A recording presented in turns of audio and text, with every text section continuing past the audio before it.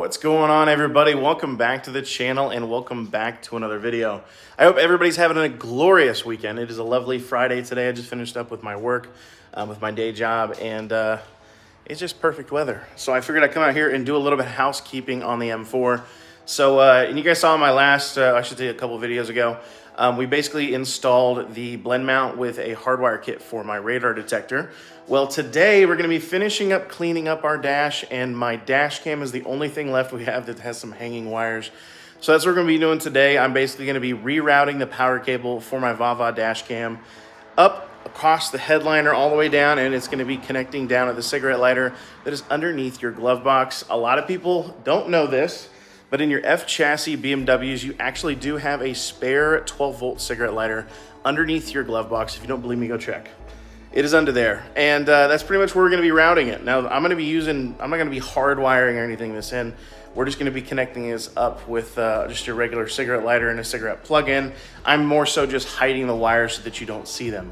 So I'm going to show you guys everything that we're going to be using, and as you guys know, all my videos, I always link everything down in the description. So if you guys are looking for any of this stuff, it'll always be there. Now, I did actually do a review on the VAVA dash cam that I am using. I'll leave that up top here. I went into a little bit more detail on the camera itself. It's basically just a 1080p camera. It does swivel, which is kind of a cool feature, but anyways, if you're interested in that, I'll have it linked up at the top if you guys want to look more into that. So it's just going to be a casual video today. I'm just going to take you guys along the ride. Really, this process is applicable to probably a lot of dash cams when you're just running the wires and trying to hide them. So I hope this is useful for you, but as always, you guys know, everything's going to be linked down in the description. I'm going to go ahead and grab all my parts and pieces and go ahead and get the camera set up for you guys, and we'll get started. This is awful. I can't believe I've run it like this for so long. But yeah, this is the current setup. This is a little ghetto rig I got going. Basically, I just ran the wire down here, kicked it up underneath this panel just so I could plug it in right there. You guys didn't believe me. There's your cigarette outlet right there. Told you guys. But anyway, so we're gonna be running the cable behind our housing right here, up across the top of the headliner, across here. Follow this gasket all the way down to the bottom.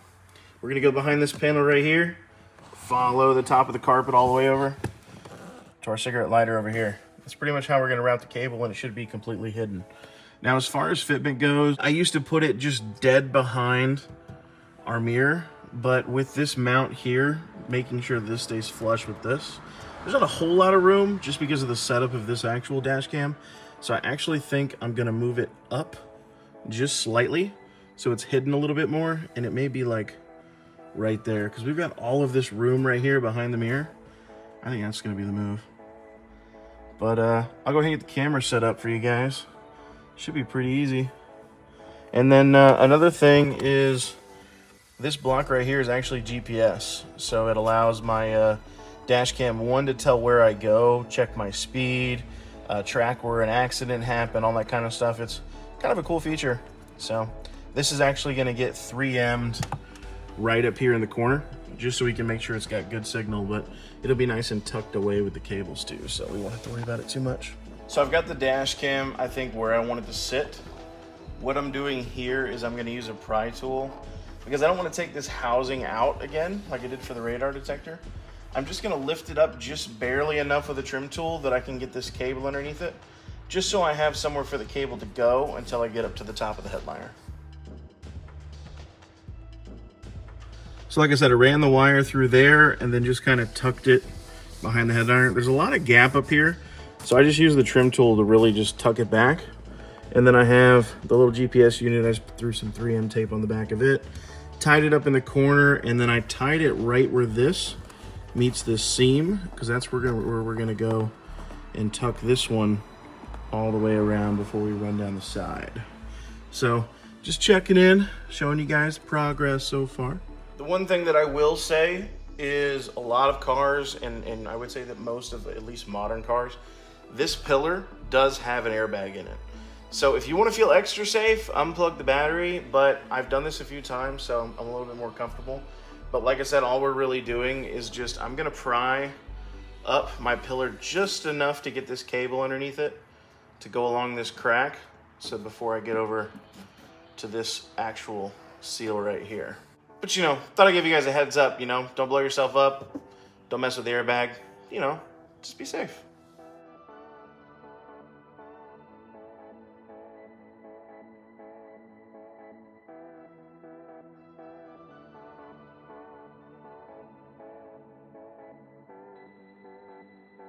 All right, we are on the home stretch here. So you can see I've got my cable coming out down here. Just ran it behind this trim piece here. Now we're gonna run it underneath the glove box. We're basically gonna go up along the outer rim of the plastic down here, right up there. And that's how we're gonna come all the way over here. Excess, we're gonna put behind this panel, and then we'll hook up in there. And I mentioned, or may not have mentioned, but just so this is not pointing straight down, and then our USB cable pointing straight down, and someone able to kick it, what I do is I hook it up to this thing right here, which basically just turns it into a right angle. So now, put it up there, the cable will be pointing backwards. That way somebody can kick the bottom of this, and it's not gonna mess anything up. I'll try to have a link to this in the description if I can still find it. I bought it so forever ago.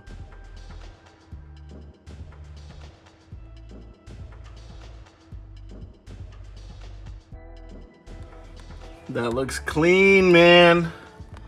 You can see it come out right there. Goes under here. There's a little mount, so that's about the only spot where the cable is gonna stick out. Route it all the way along the back. Over here, and excess has been tucked.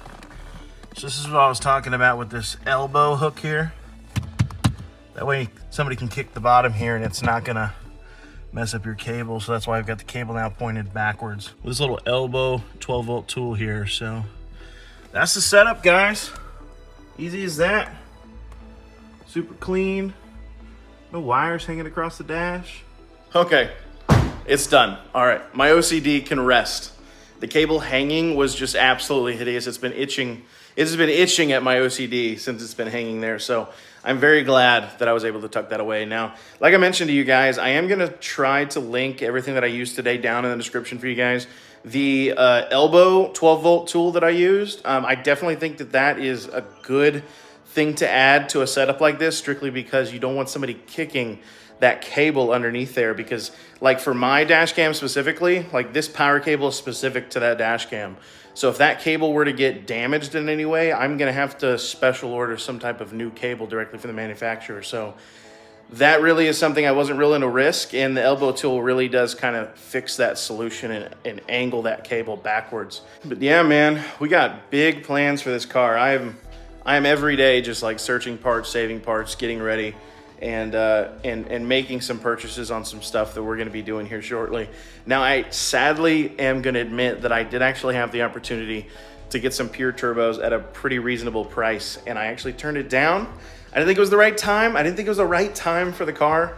Now I'm heavily regretting it, and I'm really ready to take this car to the next level. I mean, really, it is a very true statement that no matter what power you're at, eventually you're gonna want more. That's just the way that it always is. We're only running like 500 right now. Ideally, I say ideally, but I just know I'm gonna end up wanting more. But ultimately, I would be happy with this car sitting around close to 700 wheel. Like I would really like, I mean, this isn't my daily driver. I could totally do that. I think 700 wheel for this kind of car. I mean, it's gonna have a roll cage. It's gonna be set up for the track. I really would love to have this sitting around 700 horsepower. So that's the ultimate goal here. But if you guys enjoyed today's video, be sure to go down and hit that like button. Be sure to subscribe to the channel. Every single thing that I do to this car, I'm documenting on here, and I'm gonna take you guys along the ride with me. So be sure to subscribe and be along the ride for that. But that is it for today's video. You guys know I always appreciate you guys watching. Thank you so much for tuning in today, and I will see you guys in the next one.